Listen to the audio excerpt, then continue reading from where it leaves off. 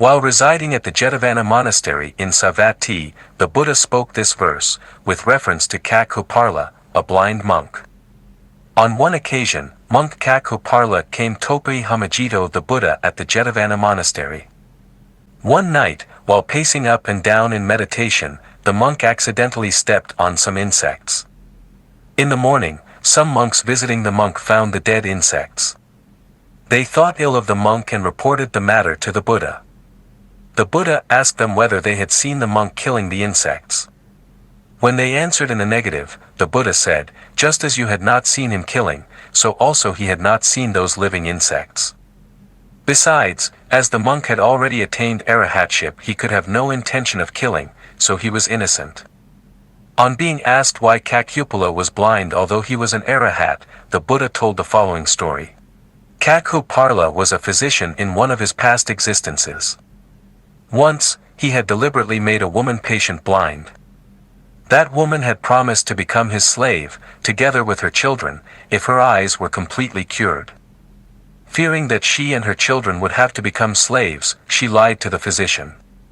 She told him that her eyes were getting worse when, in fact, they were perfectly cured.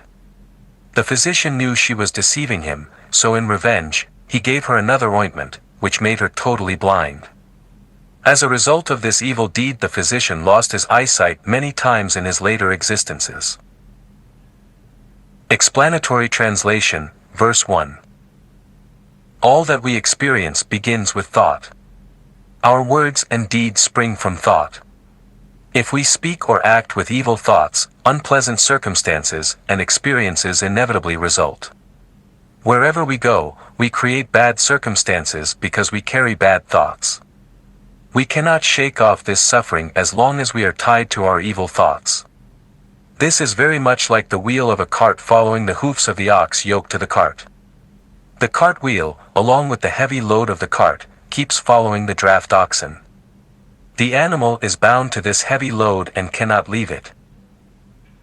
Commentary. The first two verses in the Dhammapada reveal an important concept in Buddhism. When most religions hold it as an important part of their dogma that the world was created by a supernatural being called God, Buddhism teaches that all that we experience, the world as well as the self, is created by thought, or the cognitive process of sense perception and conception. This also proves that writers on Buddhism are mistaken in stating that the Buddha was silent concerning the beginning of the world.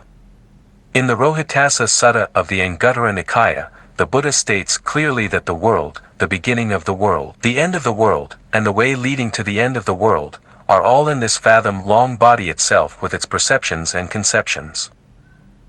The word mano is commonly translated as mind, but the Buddha takes a phenomenalistic standpoint in the mind-matter controversy that had baffled philosophers throughout history. The duality, mind and body, is rejected by the Buddha. The Buddha explains in the Sabha Sutta of the Samyutta Nikaya that all that we can talk about is sense experience, including thought or conception as the sixth sense. The terms nama and rupa, commonly translated as mind and body, are not two entities that coexist in relation to each other. They are only two ways of looking at the single activity called experience. Nama, naming, is experience seen subjectively as the mental process of identifying an object.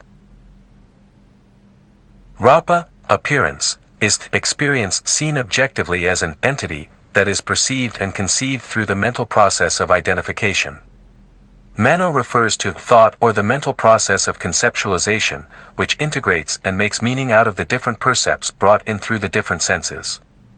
This meaningful total experience is the Dhamma, viewed subjectively as identification of an entity, nama, and objectively as the entity identified, rapa. Dhamma, which is this meaningful totality of experience, is normally seen as pleasant or unpleasant circumstance, lo ka Dhamma.